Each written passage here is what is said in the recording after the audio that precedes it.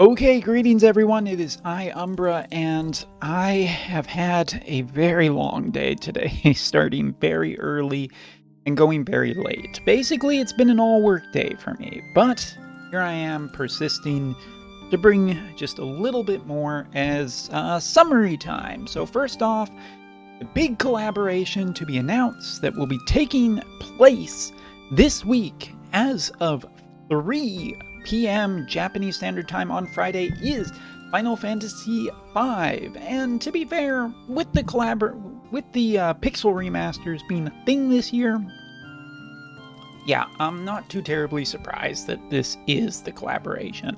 But hey, Final Fantasy V is definitely no less hype than a lot of other Final Fantasies. So let's talk about what we're getting this time around. So, yeah, we're just going to jump over here and get right into the live stream, which started late, but I was not joking when I said that this was going to be one of the biggest live streams of the year, because as it turns out, there was just so much information to come today. As a matter of fact, I dare say that it was a complete overwhelming for me of the amount of information. So yes, this was basically the 3.5 anniversary. Final Fantasy V was the brand new collaboration.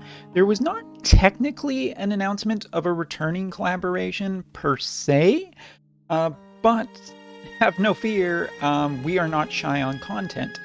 And so let's take a look, and here is the announcement trailer for Final Fantasy V. Coming to the game will be Bartz, Lena, Ferris, and Sildra, with two, not one, but two VCs. And to be fair, there was a pretty big freak out in chat and with everybody watching, because it was announced that Bartz and Ferris will both be 100 cost characters. Bartz being a light elemental character, Ferris being a water elemental character, and Lena being a wind elemental character, each looking to potentially try to break into their element to become a core elemental character for these elements. And to be fair, to stop for a second, just want to shout out the artwork. The artwork of all three of these characters is stunning and beautiful, and I love it. And here you can see Sildra on her own VC, and of course Sildra will be an obtainable summon by getting this VC. And for the future, maybe 1 year down the line, guess what? Gilgamesh is already basically confirmed to be coming to the game, as he is a boss character this time around, and in the future, potentially something to do with Gotcha, maybe? Yeah, Gilgamesh is going to be our character for part 2 that will be obtainable. So for Gilgamesh fans, good news for you. For people who maybe are passing on this one, well, we got some interesting news. First off, Bartz will be the free character this time around. A 100 cost light elemental free character. Never been one of these before anywhere. You cannot tell me otherwise. I will call you a liar. But yeah, this is the big deal. At first we were very confused. Why are there two 100 cost characters? Is the game getting even more expensive? But no, Bartz is going to be a free to obtain first copy of a character, and after that you will be responsible for raising him.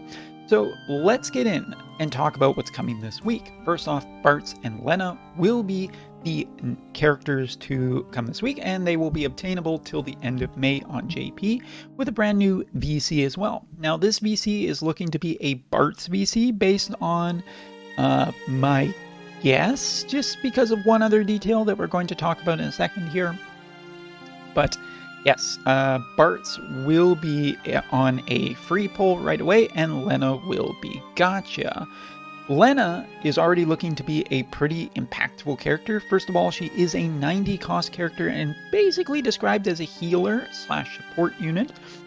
Her limit burst does restore a massive amount of HP, as well as a 3-turn protect and shell status effect that is on the characters, and as you can see, it is a diamond AoE. Now, naturally, you're going to be thinking this character is going to be competing with Ayaka and Sadali. So 2 potentially very big shoes to fill. 1 of each. Now, her main job is Princess of Tycoon. Her sub-jobs will be Sword Sorcerer, which is Valentine Ildira's job. A absolutely brand new top tier job that is very powerful, very strong, and therefore to be not discounted. Her second job is Green Mage, which basically adds a good amount of support, potentially, for even debuffing of opponents, as well as the spell, potentially. We'll see what this job actually ends up getting for her. But Lena is basically raised as being a pure healer, like just a pure healer and support character. She's capable of being strong against magic attacks, as well as buffs that can increase allies' damage, which is really interesting, and also able to buff Spirit. So yeah, support unit, right? And she also has some magic damage spells. You can see her Eroga in the bottom left, which is capable of... just give me a second. Dealing damage AoE and also restoring CT to herself, so she is capable of dealing damage at high range. However, some people are going to discount this character as being the least interesting character of everyone we're going to talk about today, and that is strictly incorrect, because her EX conversion also gives a skill that gives re-raise to allies and her. You heard me right. Her EX conversion will actually give her re-raise, an ability to give re-raise to other characters and herself at the same time. That's just insane in itself. Like, that's just going to be a major powerhouse. At first on stream, it was like, okay, Sword Sorcerer, good, really good sub job. Green Mage, potentially useful. Princess of Tycoon, pure healer, yeah, alright. But what's going to push her over the top of Ayaka, and what's going to push her over the top of Sadali? I honestly think that Lena here has a really strong chance of being a mandatory wind unit, and maybe even powering up wind considerably. The lack of need for zombie mask with this character, the fact that you can give Joom or a lot of different characters re-raise very easily, means that this character will potentially have a very good future in the wind element, and I look forward to seeing how strong she is when she comes to the game. Alright, now skipping ahead just a wee bit so we can talk about our next boy, who has a really awesome looking limit burst. They allow to Bartz, and Bartz, the main character, while a 100 cost free character, you should not discount him. First off, World Traveler will be his main job, sub Martial Artist, and also sub will be Viking. Now, his Limit Burst is going to be a pretty darn powerful ability that,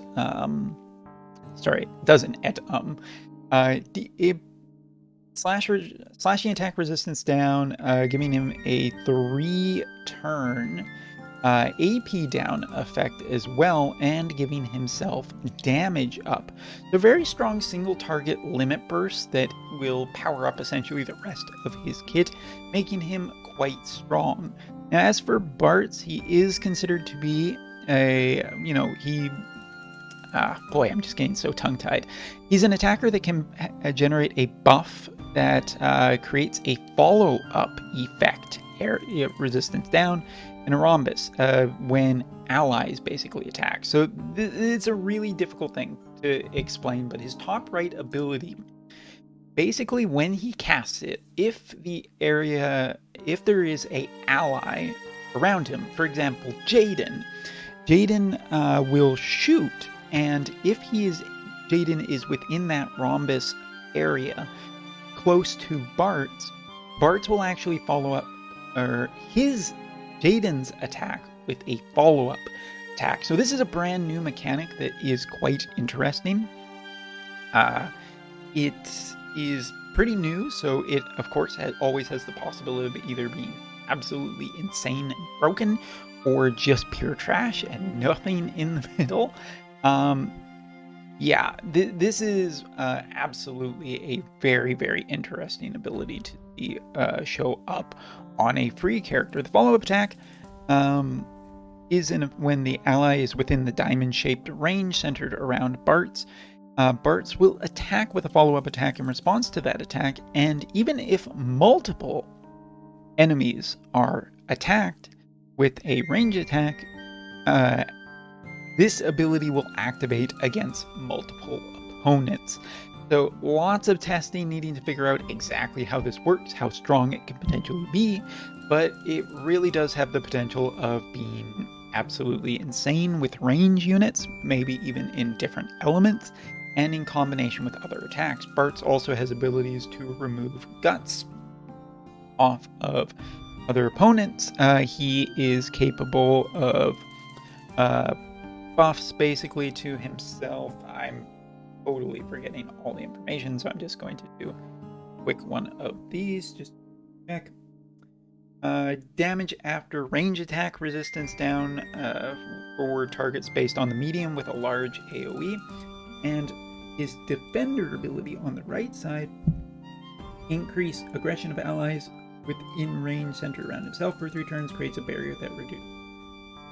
So basically a wide variety of attacks with follow-up attacks, attacks that can remove guts, and attacks with wide AoE ranges. Bart's is looking to be a really interesting character. Also, Martial Artist is not particularly a bad job at all. Matter of fact, I would go so far to say as it's quite good. Viking isn't maybe the most interesting, but might be enough stats to really push him. Either way, he's looking like a yes that will push light more towards maybe the wing stern approach, but I really am curious about whether this is just a all-around good character for multiple different elements. Either way, he's a free character, so there isn't really too terribly much to complain about. Well, free in the sense that you don't need to gacha him. Still need to raise him, but looking like great artwork, great power, and probably going to be a really influential character, and one that I am absolutely super eager to check out. Alright, now let's talk about what is coming as of May 1st. So May 1st will be the second set of banners. If we just skip ahead a bit here while the video buffers. Starting as of May 1st, Ferris will be the character to show up. Water attribute 100 cost character with Paladin as a sub job and Fighter as her other sub job. Pirate with a secret is considered to be her primary job, which is very interesting. And the major thing with this character, here you can see her, well, first we'll start off with her Limit Burst, which has Sildra in it. I'm going to get that name right. Dealing basically damage, AoE, and also having the CT on an opponent while also restoring her CT a small amount. Now, this is only the first ability that we've seen in her kit to have a CT effect, but having CT on an opponent is potentially a pretty big effect to potentially slow down. Will be interesting as well, maybe for different PvE content where you're trying to raise a chain where it is possible, but seems like a really good limit burst nonetheless in multiple situations. Speaking of course of our brand new lady friend here, Ferris also is not going to be any kind of a slack character. She's a brand new effect type character. So 100 cost is an attacker type that has a variety of attack methods and can heal and strengthen allies with Sildra at the same time of firing off her own attacks. It is a new type of ability that activates a buff of Sildra at the same time after using a damaging ability, and so you can support allies while exerting damage yourself, which I think is probably just really, really awesome. Just taking, of course, a really quick check to make sure that I have all of this. Various type attacker, 3 consecutive hits on some of her abilities that also allows you to heal your allies with Sildra while attacking. So the bottom left ability, Pirate Strike, basically continuous effect 1, hit targets easily within range, so basically higher accuracy on this ability, with a secondary effect, as you can see, a diamond rhombus centered around Varus that will cause a healing effect. And I do believe recovers a percentage of HP on allies. Now, I believe that this is a lifesteal style of effect, but it's important thing to note here is it's basically an HP heal on your allies for while dealing damage to the opponent. And also, there's a high range on this ability too. If you look at it, it is capable of a really long range and hitting multiple targets. In the top right, you'll also see another of these what are called continuous style effects. Deal during damage to the opponent while also increasing defense penetration. During Sildra's effect, increase the attack, magic power, and reaction of allies. So very, very, very, very, very curious about exactly how these abilities work. Basically, like changing reaction block rates and magic power and all of this kind of stuff is really interesting. And as for the bottom right, for 3 turns increase, I definitely didn't get that one properly centered on my Google Translate, which I'm using because there's a lot tonight. Slash, allies centered around self, slash resistance and strike resistance, while also giving a dispel effect when Varus's attacks connect to an opponent. And I do believe that it can be potentially served to allies, but I'm not 100% sure on that. So overall, Varus is looking like a pretty massively powerful character with what is considered to be one of the most dangerous things in Wotv, a brand new style of thing. If you think back to Celeste, if you think about certain characters in the game, these new effects can either be absolutely backbreaking or total garbage. And in between there, with this one, it's really hard to tell if it's going to. But if I'm just giving my impression so far, doing 2 things at once is just outnumbering your opponent's abilities. And between having CT, potentially healing, this is a character that really fits incredibly well in with Celeste and also with Astrius and potentially just a bunch of other characters. Varus, I think, is going to be absolutely insane for the water element, and I can't wait to see what this character does. All right.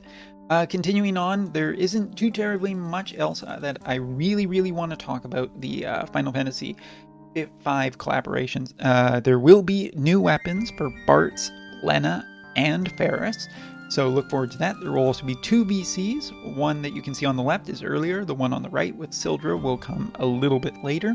Now, from what I have heard, Sildra is not a water summon. Sildra is a wind esper. So, I don't know, chalk that up to good luck for wind and bad luck for water, I guess. Gilgamesh and Deathclaw, or a type of Deathclaw, will be the bosses.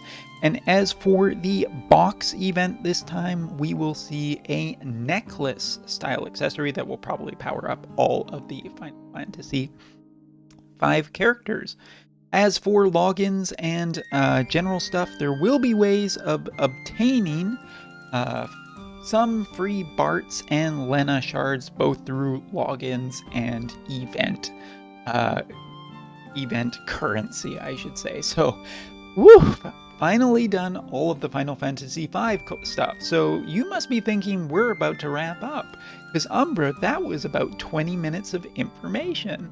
But no, we're just getting started on this one. So announcement number 2 was the announcement of the FF Pixel Remaster Collaborative Commemorative Campaign, in which we will see a return of all Final Fantasy series characters reprinted, summons of both characters and espers, meaning that you are able to obtain any of these Final Fantasy collaboration characters during the time period seen below, starting May 9th to June 8th. And there will also be some free summons to get some previously free characters of the events that you will be able to obtain. And what's interesting here is it's pretty much everything that was numbered Final Fantasy before, including Sephiroth and Yuffie, are both obtainable during this time period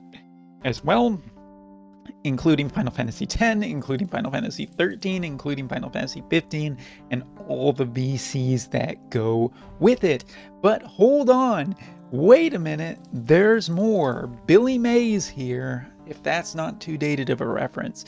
All of the characters who have not yet received it will receive their Master Ability 2s and Phantom Enhancements, including, but not limited to, Golbez, Cecil, Rosa, Kain, Snow, Lightning, Hope, Aranea, Noctis, Prompto, and including the Phantom Enhancements. Those were all the Master Ability 2s. Phantom Enhancements, or Reincarnations, or Transcendence, whatever we want to call it. Golbez, Cecil, Rosa, Kain, Titus, Yuna, Auron, Snow, Lightning, Hope, Aranea, Noctis, and Prompto will all be getting their upgrades next month, basically starting from May 9th. And there is just way too much information to go through in this video alone. It will probably take another 30-minute video for me to get through all of the details with this, and even then, it's probably not going to be good enough. So let me just start by saying that while I've taken a very brief look, because we started to go through these at literally a second a slide pace in the middle of the live stream, there is so much to look through here, between like Lightning getting reaction block rate up, as well as critical damage, as well as increasing her AoE's capability by with decreased AP, versus with Prompto potentially getting more boosted attack power and range, Aranea getting hate down, or wait, yes, hate down. Again, so much confusion. Yuna potentially getting just more massive heals and AoE resistance. Snow being what looks like essentially getting a free full heal off of his ability now. There is just so much here, and please look forward to the information at a later date. So, with that being said, you'd think we'd be coming to the end of the information, but besides all of the free stuff, we also got, as I cursorily just follow through to our next point, the 3.5 anniversary key visual, and some people's fucking nightmare. Took a while for me to get an F-bomb in here. Say hello to the key visual for the 3.5 anniversary, which is Jaden and Alaya's wedding. And you have to be thinking, oh my god, oh look at this nice free VC artwork, correct? Well, it's actually a little bit worse, because they have official character artwork. That's right. More than certainly, our 3.5 anniversary characters will be Tuxedo, Jaden, and Bridal Alaya. Something for everybody here. A new version of Jaden, a new version of Alaya. Both, no extra details shared at this point in time, but be afraid. They're probably both 100 costs pretty easily. Now, there will be 3.5 anniversary free summons per day with some guaranteed URs in there, as well as JP will be celebrating Golden Week with some daily pulls that are considerably less impressive, and I just can't even find them in this video, so I'm not going to be. There's also a bunch of campaigns starting soon with things such as double JP, double things, triple things, gold, all stuff open kind of thing, 5 times stuff. It's just way too much, and you're just going to be doing that stuff anyway. So yes, also at this point, we still have more information as we get into the roadmap for the future, which basically, between now and the 4th anniversary, the things that they're looking to add are addition of new guild battles, arena events for a limited time, high score events specializing in overkill, a compensation review of the based on the environment and rewards systems to do with reincarnation and improving that. Should be much faster, but it isn't. As well as story quest favorite registration, batch food replenishment function for the barracks, batch release of stones and levels, and increasing characters and reviewing characters display contents. Basically, UI is all stuff that is going to be looked at between now and the 4th anniversary. So, ooh, that's a lot of stuff, yeah.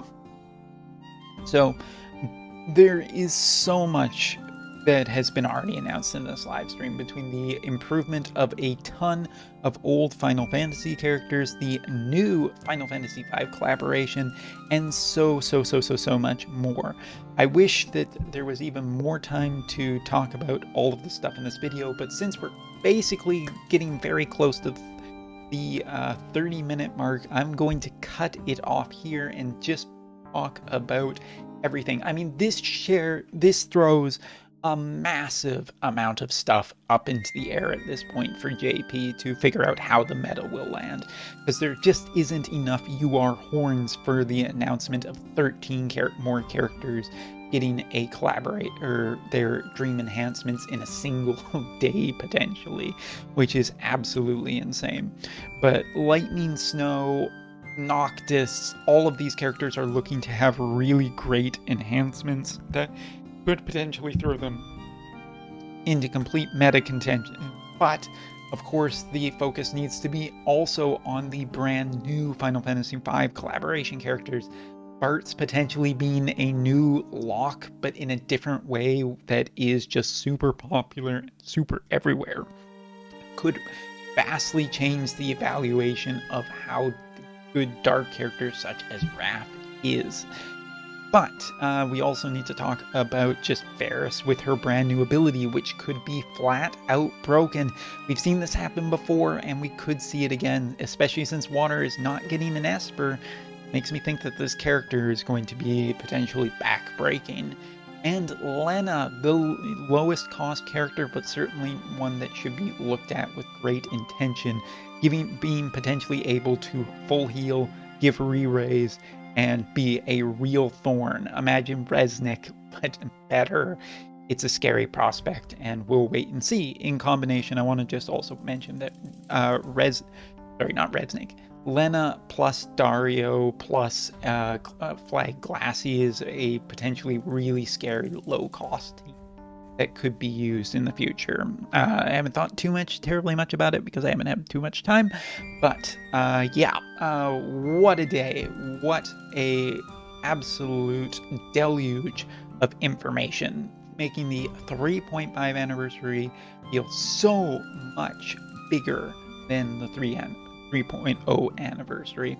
So let me know what you think in the comments below, and hopefully I won't die before I get the next video out. Thanks for watching. Take care. See you next time.